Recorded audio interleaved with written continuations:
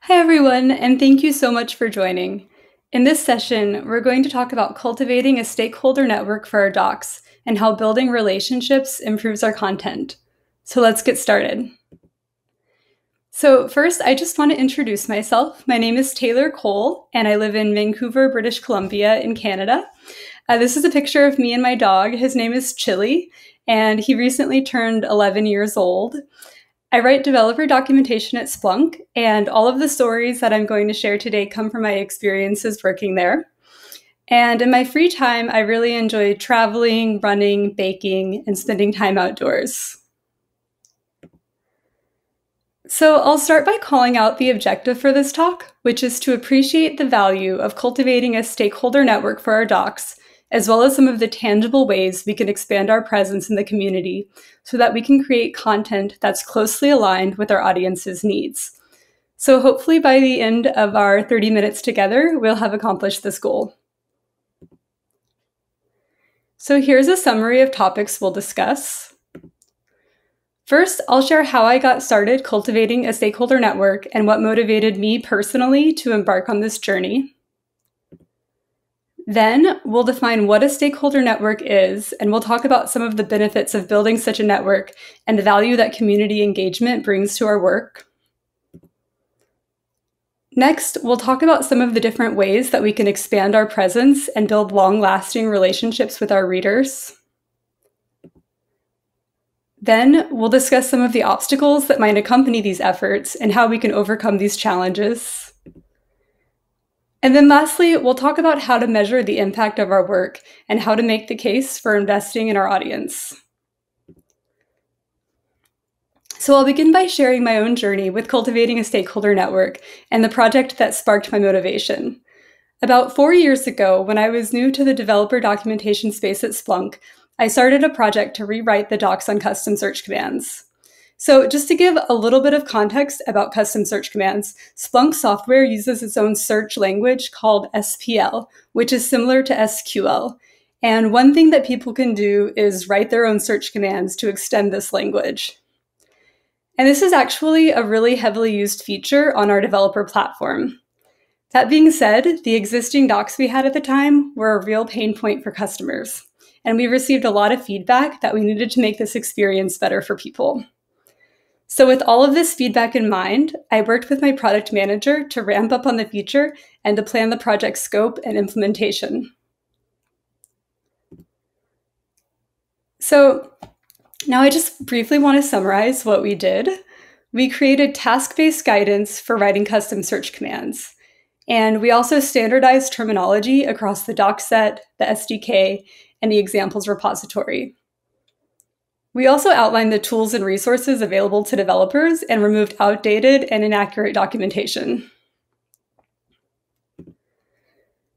So now for the project results. We made a lot of improvements. For example, we created accurate, up-to-date guidance on a heavily used platform feature. And this work allowed us to consolidate the docs in one place, whereas before we had information on custom search commands spread across various platforms. So these things were great. However, it became clear that the work we did wasn't really sufficient to get the custom search command docs to a place where they would really delight our readers. In fact, we learned from our doc feedback that customers were generally unenthusiastic about the way it turned out. And we found that this was largely because the approach that we documented was not aligned with the approach that customers were taking. So in this Splunk platform, there are multiple ways that you can go about creating custom search commands, and the method that we assumed people were using was not, in fact, what the vast majority of our customers were doing. So essentially, while the new docs were accurate, there was still a huge discrepancy between what we documented and what customers actually needed. So I learned a lot from this experience. I learned that there's often a disconnect between doc writers and the folks we aim to help, and that various factors obscure our perception of our audience's needs. This is because the structure of how we work is that we often receive doc requirements secondhand, such as through product managers or other internal stakeholders, and not directly from our readers. So for the custom search commands projects, we designed the entire new doc set based on requirements that were provided internally. We never validated our approach with the broader developer community, and in this case, there was a disconnect between what our customers actually needed and what we delivered.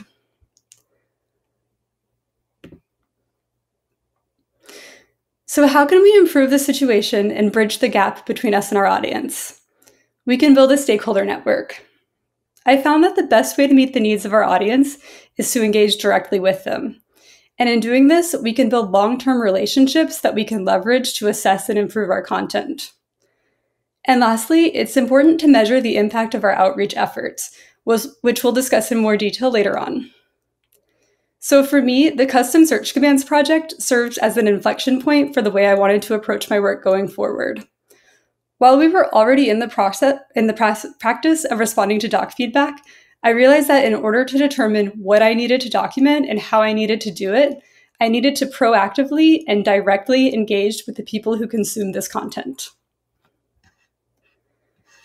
So my company has a professional services department that works really closely with customers and helps them to implement solutions with our products. And I started out by meeting with someone here who had submitted feedback about the new docs. Then I reached out to a few different external developers in the community who had also volunteered their feedback. And through these discussions, I started to build relationships with these customers and open lines of communication that hadn't existed previously. I realized that consulting with this network of doc stakeholders from the onset, and not only as a means of gathering feedback, would help me to write better content. So what is a network of stakeholders? Basically, your network of stakeholders is anyone with a vested interest in your docs. So this includes your team, both your product teams and your fellow documentarians, your colleagues in other departments, such as professional services or support, who you can collaborate with to get input on your content. This also includes your customer partners, maybe people who have volunteered to provide early product feedback, or other members of the community who are enthusiastic about the work that you're doing. Then you have your power users. So in my work at Splunk, this group often refers to app developers, but it can also be administrators or really anyone who relies heavily on your content. And then lastly, your users, the people who come to your docs looking for help or guidance. As a whole, these groups all have a vested interest in your success and can contribute to your network of stakeholders. So why cultivate a network? To build lasting relationships with the people who rely on our content so that we can better empathize with them and enable their success. So empathizing with our audience is really important, and that this is what gives us greater perspective into our work and enables us to produce content that truly speaks to their needs. Building long-lasting relationships is also key because, at least in the developer space, some of our most knowledgeable subject matter experts are actually our customers. These stakeholders provide unique and valuable expertise, and they're willing to help us because we already have a solid relationship in place. Which leads us to the outcomes of community engagement. Cultivating a stakeholder network generates a cycle between the relationships we build and the quality of our docs. What happens is that engaging with the community and building a network results in improvements in our content, which then leads to forging even stronger relationships with the community, and so on. Cultivating a stakeholder network also helps us gain technical knowledge and unique insight into customer use cases. So for example, when I was working on custom search commands, I learned so much about how they work from the conversations that I had with external developers. People were so happy and even eager to walk me through their own use cases and how they went about implementing custom search commands in their Splunk deployments, and I could not have uncovered this information without reaching out to the community. People are so willing to help us, and that's very energizing and refreshing for the work that we do. Building a network also increases our influence with product teams and expands our presence and reputation in the industry. I think that, again, the perspective that you gain from relating so closely to customers really is valuable and helps you to widen your sphere of influence and become recognized as an expert in your domain and as an advocate for customer success. So you might be wondering, is cultivating a stakeholder network similar to responding to doc feedback? And the answer is kind of. Doc feedback is definitely part of the process and serves as one avenue for building relationships with customers. So last year at Write the Docs Prague, Kevin Huang gave a really excellent talk on the benefits of doc feedback called "Customer Feedback is the Fuel in Our Engine." This talk is amazing, and if you haven't seen it already, I totally recommend it. So Kevin brought up some really great points related to the benefits of doc feedback. He explained that doc feedback helps us to empathize with our audience, creates a sense of community, encourages customers to advocate on our behalf, and leads to a virtuous cycle of goodwill between writers and customers. Now, cultivating a stakeholder network shares many of the same benefits as responding to doc feedback. And in fact, doc feedback is one of the ways that you can foster relationships in the community. The difference is that cultivating a stakeholder network emphasizes building long-lasting partnerships in which writers and customers continuously engage with one another throughout every phase of the writing process. So for example, in my work on custom search commands, I started out by responding to doc feedback that we received. But then my process evolved to proactively engage with the community to improve the docs prior to release. Another key difference between doc feedback and cultivating a stakeholder network is that the latter allows you to be proactive in customer interactions. Kevin made a really good point in his talk last year that doc feedback is a reactive process. It is something that we as writers respond to. For community building, you have the opportunity to take a more proactive approach. You can initiate the interactions, you can set the topic, you can engage at different phases of the writing process, and so on. So while cultivating a stakeholder network definitely encompasses doc feedback and results in an increase in doc feedback, there are some key differences between these methods of customer engagement. So here are some of the different avenues for expanding your network. These opportunities will vary vastly depending on your specific organization and the resources that you have available to you. These are just a few starting points for reaching out and engaging with your community. So first, we have direct one-on-one conversation. The pandemic has really eased some of the distance barriers that we've previously faced, and meeting with people virtually has become the norm. I've reached out to external developers for a variety of projects I've worked on and asked if they'd be willing to chat with me over Zoom and provide feedback or demo their use cases.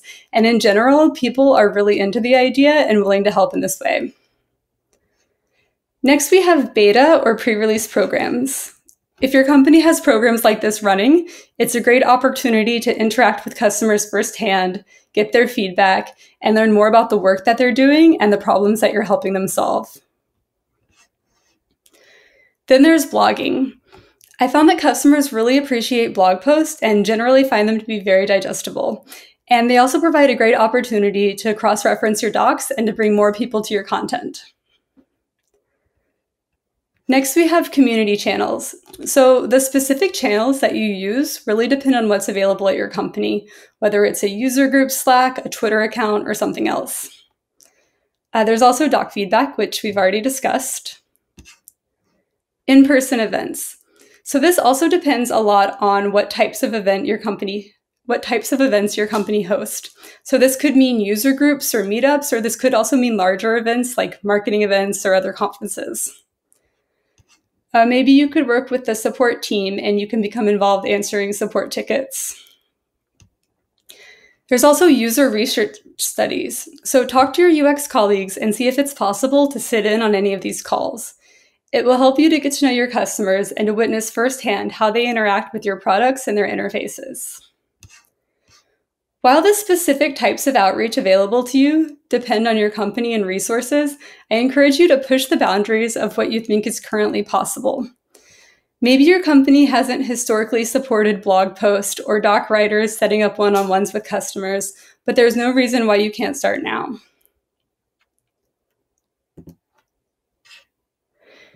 So let's talk more about getting involved in community channels because this is a really effective way to reach out to your users. So as I mentioned before, the specific mediums available to you here really depend on the platforms that your organization uses. So for example, my company has a really active user group workspace on Slack, and we also have an answers platform that people can ask and answer questions on. At your company, these channels might include a subreddit or a Twitter account or some other way to interact with your audience directly. So one thing that participating in these spaces allows you to do is to build rapport with a large number of customers. You can also answer questions and increase visibility for your docs. So for example, in my work, people frequently post in our user group Slack workspace asking how to implement a certain solution in a Splunk app. And it's really easy to jump into a conversation, introduce myself, and then link people off to the docs on the subject.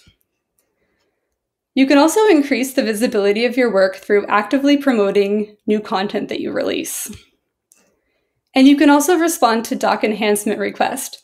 And if several people are looking for information that you don't have documented, you can definitely make the case for adding it. You can also use these channels to collect metrics to support doc prioritization and use the data available to you to make decisions about where to focus your documentation efforts. And lastly, engaging with your users in these channels allows you to represent your team in a public space and to share the work that you're doing with the wider community.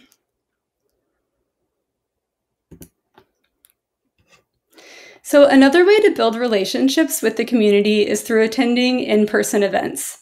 Again, the types of events available to you depend on your organization, but this outreach method can include smaller and more casual meetups and user groups, or it can also include large-scale marketing events and company conferences. Presenting at these events is really useful because it gives you an opportunity to put a face to your docs. People get to know who you are, and then they see your docs as being an extension of this. Presenting at these events also allows you to continue building relationships. I had the opportunity to present at Splunk's main annual conference in 2020 and in 2021, and I noticed a significant increase in the interactions that customers sought with me after. Presenting at an event can serve as a catalyst that you can use to build relationships, and then once those relationships are in place, you can gain a lot of valuable insight from them. Attending these events is also a great way to bring attention to your work and to promote your content, and also to cross-reference other mediums. So for example, in the talks that I gave at Splunk's annual conference, I referenced my docs and blog post on the same subjects. And this encouraged a lot of people to seek out this content when maybe they didn't know that it even existed before, or maybe they didn't know about how these features could help them until after hearing about it at the conference.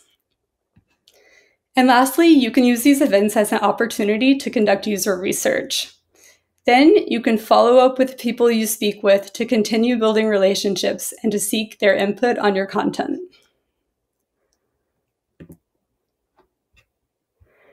So we've talked about why it's valuable to cultivate a network of stakeholders and some of the ways that you might go about doing this. Now let's discuss some of the obstacles you might encounter and what you can do to overcome these challenges. So first, let's discuss some of the external obstacles that you might run into. So how can you get people's attention? I found that people love feeling heard and they love feeling like we value their ideas and opinions enough to listen. Also, people will see firsthand that working with writers leads to better docs, which then empowers them to do their own jobs better. Second, how can you handle strong contradictory viewpoints? This happens a lot in the developer community at Splunk, where you have two people who are very knowledgeable about the platform and have extremely different approaches to solving the same problem. When this happens, you can increase your sample size and talk to more people and see which solution speaks to the highest number of use cases. Next, how can you respond to harsh criticism? So I have one really prominent example of this. When I first released the new documentation on custom search commands, I received some really harsh feedback from a very vocal and enthusiastic community member. I responded by offering to meet with them over Zoom to hear them out, and we actually had a really good conversation. I think that just listening and showing that I cared about their feedback and wanted to try to make things better really helped to diffuse the situation and also to develop the type of collaborative relationship that we've seen is so beneficial. And lastly, how can you gain the support of your product teams? You can show them the positive feedback that you receive and make the case that your efforts increase customer satisfaction. We'll talk about measuring impact later, and you can use this data to substantiate the work that you do. So now for internal obstacles. So first, how can you make the time? We all have busy schedules and full workloads. How can we make the time to engage in additional outreach with our audience? So in my experience, while there is an initial time investment here, it tends to pay off relatively quickly and that it gets your docs to a better place sooner. If you engage at the onset or research phase of your project, you can see improvements right away because you can integrate the insight you uncover into your very first release. Next, how can you find your unique voice? So I was initially very reluctant to get involved in the Splunk app developer community because I worried that I personally didn't have anything that I could add to this space. I was so surprised to find that this wasn't true and that I was actually teaching our developers new things and that people actually really did care what I had to say. I think it's important to remember that we all have a unique perspective and a unique story to tell, and your experience is so valuable to your audience. Next, how can you push past fear of public speaking? By starting small, starting with a safe space. Seek out opportunities to get involved and start putting yourself out there. You can start with a smaller, trusted audience and go from there. Then, dealing with perfectionism and self-doubt. So this just takes practice and it gets easier with time. On the one hand, you don't know everything and that's okay, nobody does. But on the other hand, it's worth remembering that you really do know a lot, and putting yourself out there can really help to reinforce this idea and to bolster your confidence. And lastly, how to avoid taking feedback personally. So this relates to my point earlier about responding to harsh criticism. So I mentioned that when I first released the new docs on custom search commands, I received some really harsh feedback from a member of the community. At first, when I read this person's feedback, I was crushed. I had poured myself into this project, and it was so discouraging to learn that I'd missed the mark. But as I spoke to this person on Zoom, I realized that their feedback really wasn't a critique of me as a writer. Rather, it was coming from a place of caring and wanting to help me make the docs better for everyone. So there are different ways that you can measure your impact, and this allows you to learn which methods of community engagement are the most effective. It also helps you make the case to your internal stakeholders that investing in your audience pays off in terms of customer satisfaction. So here are some example supporting metrics that you can take a look at. So first we have content views. Is there an increase in page views for your docs? I know that personally, I started getting a lot more traffic to my docs after I started engaging proactively with my stakeholders. Then there's support ticket numbers. Is there a noticeable reduction in support tickets after you increase your involvement with your audience? Doc feedback sentiment. How have your efforts to build relationships with your readers affected overall satisfaction with your docs? Is your audience finding that the docs speak more closely to their needs? Net Promoter Scores. So this is a metric that a lot of companies use to measure customer satisfaction. And if this is something that your company does, see how the Net Promoter Scores for the docs change over time. If your company doesn't measure customer satisfaction for docs specifically, encourage them to start. And lastly, there's doc links and cross-references. How often are people linking to your docs in community channels or discussion boards? After I increased my involvement in the Splunk developer community, people started linking to my docs more and more in response to questions on our user group Slack. So while the specific metrics that you have available to you might look different, it's definitely worth looking at this data to support the idea that the work you do building relationships in the community results in a direct increase in customer satisfaction. So I want to share a testimonial from a member of the Splunk app developer community. I reached out to this person because I wanted to hear their perspective as a longtime customer who's developed strong relationships with various doc writers and about how these relationships have influenced their experience at with Splunk. And they told me that they were in a position where they read a lot of different docs from a lot of different companies, and that in many cases, they read the docs and they felt like they were dumb or like they were supposed to know stuff that they didn't know, and this made them feel understandably terrible. They contrasted this experience with their first impression of Splunk docs, where they said that they literally lit up. They said the docs were conversational, they didn't make assumptions about the audience, they had lots of cross-references and links, they elicited feedback. They said that community engagement has always been at the core of the docs, and that this made them feel safe and like someone cared and could help them. And this experience actually made this person into an advocate for docs specifically and for Splunk as a whole. So this customer story shows how impactful our work is and how these interactions that we have with our audience shapes their experience, not just with our product, but also on a personal level. I feel like this really demonstrates the importance of proactively developing these relationships and cultivating a sense of community with our broader network of readers. Okay, so I'd like to finish by sharing a few final takeaways on the subject. Building long-term relationships with our audience helps us to create content that's closely aligned with their needs.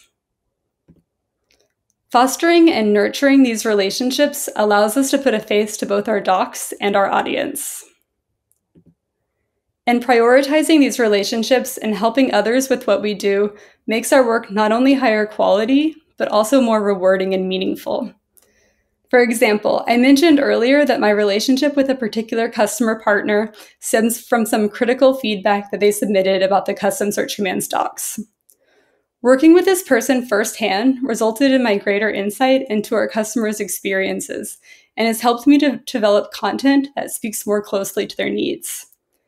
This collaboration has also made my work more rewarding, and that I can see the direct impact that it has on my audience. All right, so I've shared a lot about my experiences developing relationships with my doc stakeholders and how these relationships have helped me to improve the quality of my content. Now, I invite all of you to try it out. Remember that it's okay to start small and go from there.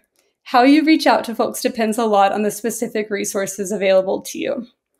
Just remember to push the boundaries of how doc writers in your organization have previously interacted with customers and of what currently seems possible.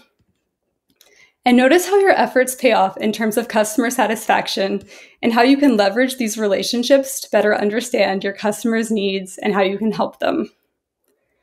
Then you can share your insights with your broader team and with your company so that you can make the case that getting to know your audience personally and developing long-lasting relationships with your readers results in better docs. If you have any questions about how you can get started or about anything else that we talked about today, please ask in the live Q&A or ping me at Taylor Cole on the Write the Docs Slack. Thank you so much, everyone.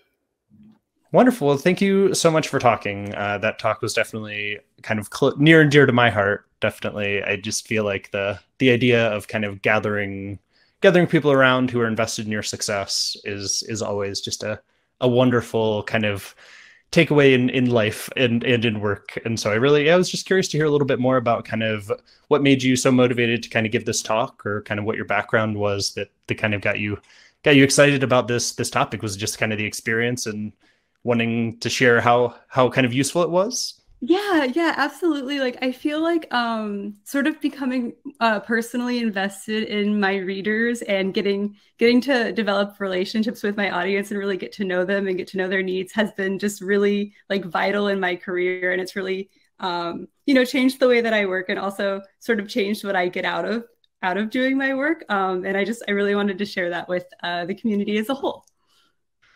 Totally. So I think I saw a few different questions that kind of started around the same topic that were kind of like, how do I even do this? Right. Like maybe you're like on a writing team and you don't even have access to the customers or whatever. So can you just talk a little bit more about kind of what that process looked like, both kind of how you kind of got in contact with people, but then also what those sessions looked like? Did you have a script, or was it more kind of free flowing? Just here, yeah, I think people are kind of like, how do I get started?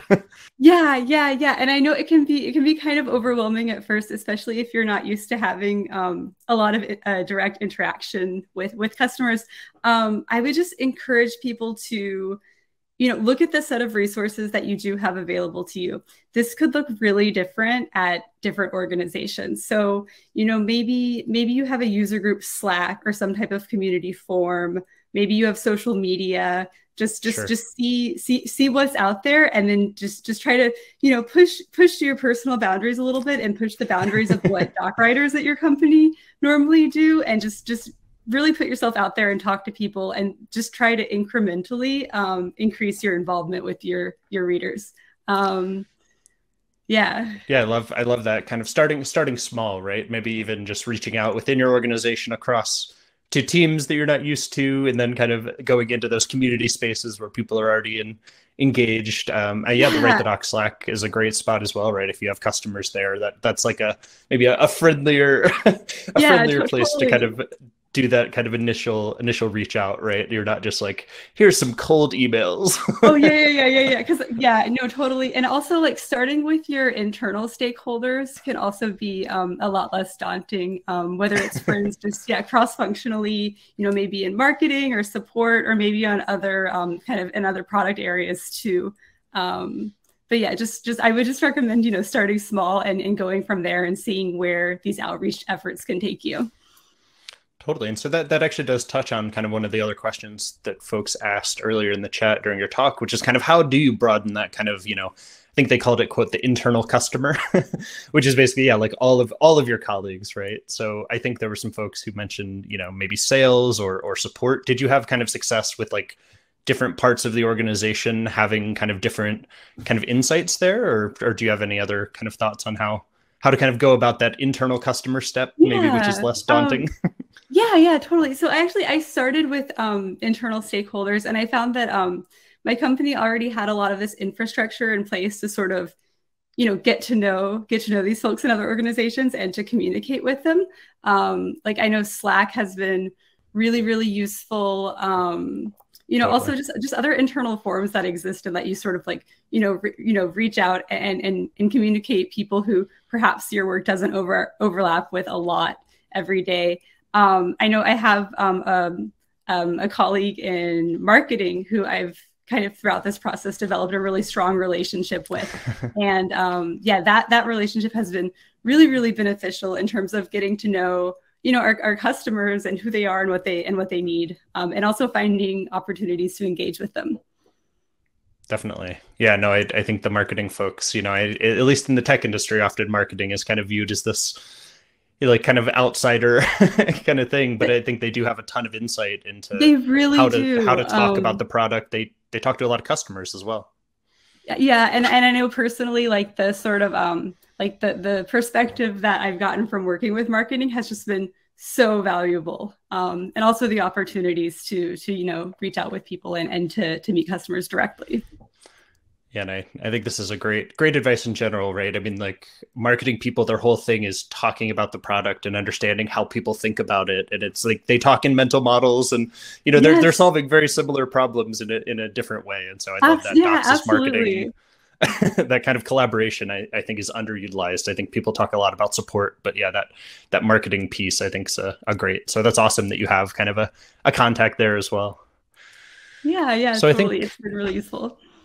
Yeah. And so one of the other questions that folks had was kind of around metrics and prioritization. So kind of how do you think about how to, prioritize your documentation? And is that something where kind of the folks you're talking to, do you take that into account with maybe page views or other kind of metric data?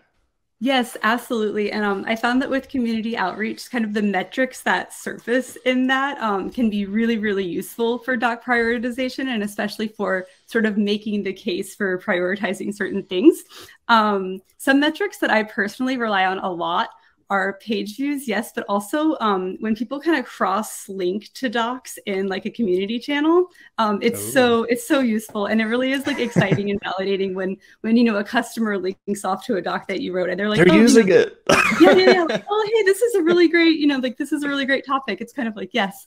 Another metric that I personally really like is doc feedback sentiment, just because it's more qualitative, and you can really see how, how the work that you're doing is helping people and how it's affecting their own work and their kind of day-to-day lives. And I feel like that's just a really kind of like valuable way to frame, to frame doc prioritization and to frame sort of like the overall like goal of what we're doing.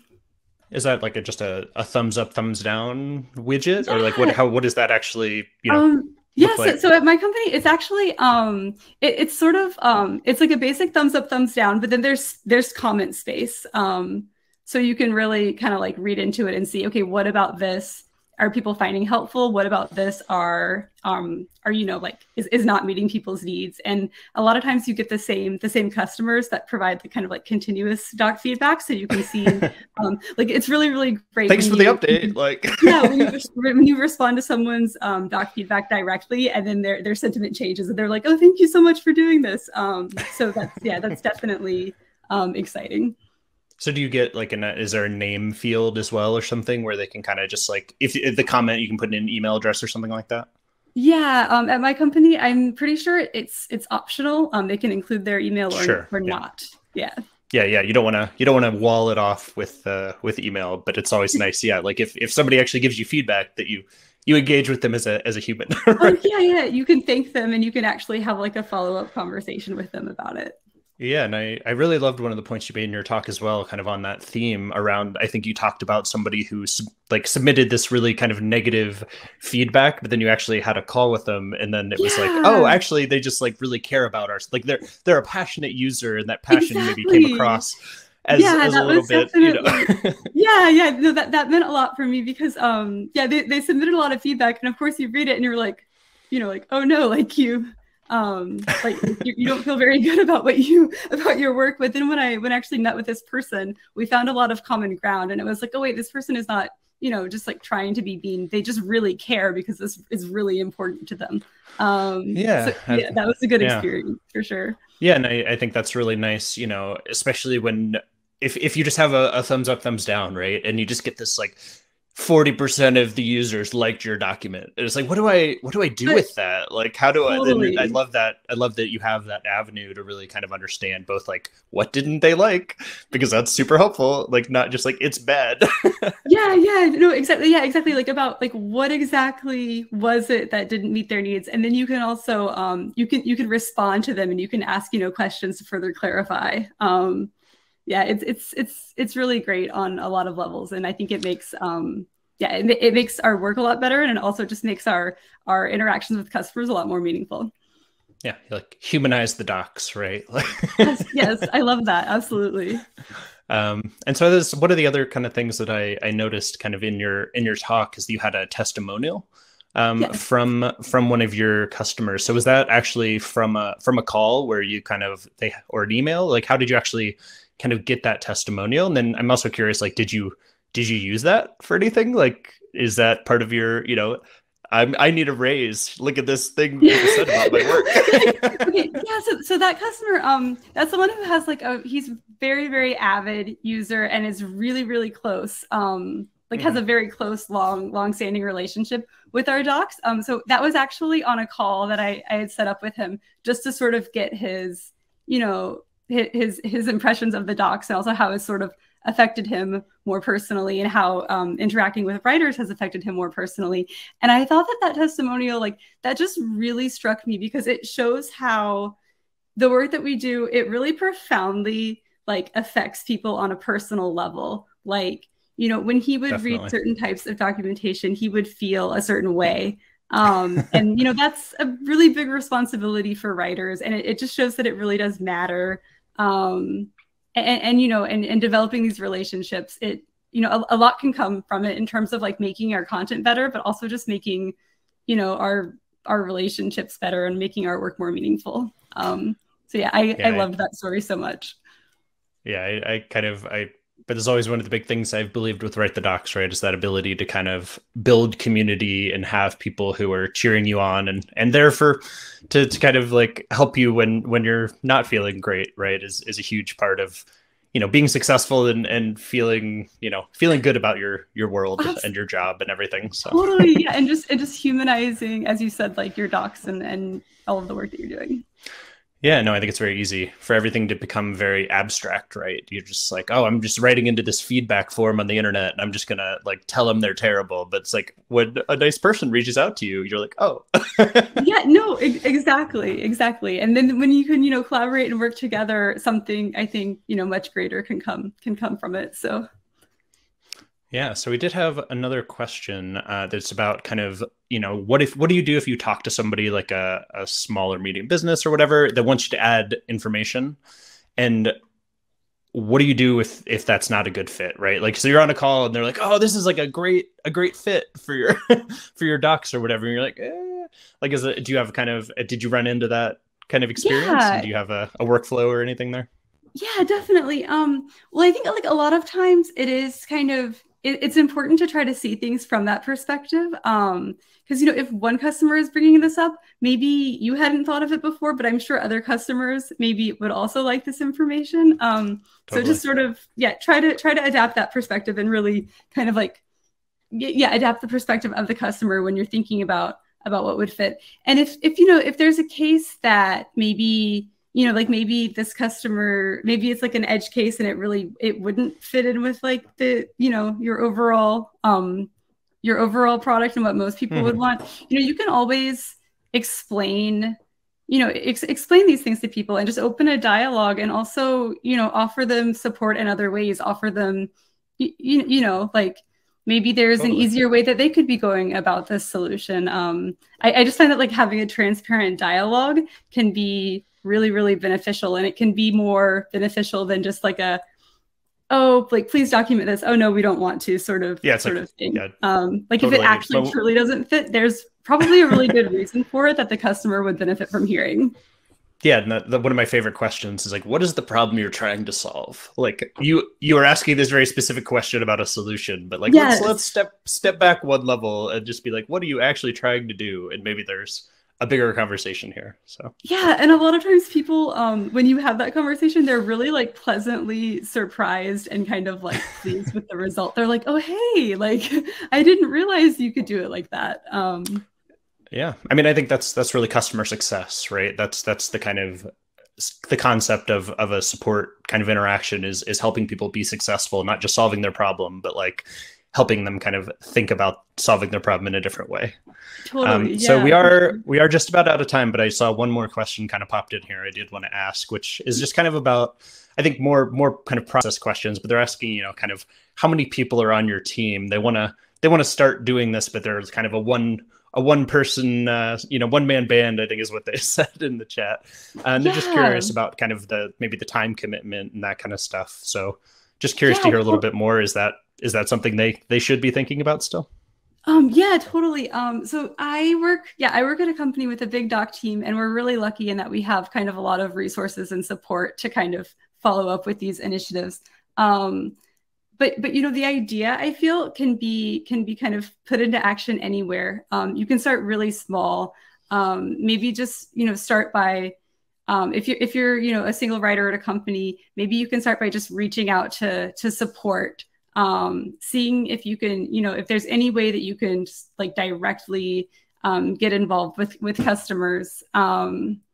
Maybe it's just following up on support tickets. Maybe it's, publishing a blog post. I think, it's definitely, it's definitely good to just start small and use the resources available to you. In terms of a time commitment, I think like while there is kind of an initial sort of like time investment in reaching out to customers, I find that it really pays off really, really quickly because you're getting this customer feedback and input from the very beginning of your doc journey. So it sort of saves you time in the end because it's making your docs better from an earlier phase. So I feel point. I feel like the time you definitely get back that time. In terms of like resourcing, just start small and just take advantage of what resources are available to you. It could be something like social media or community forums. just whatever's there, just try to get involved in it.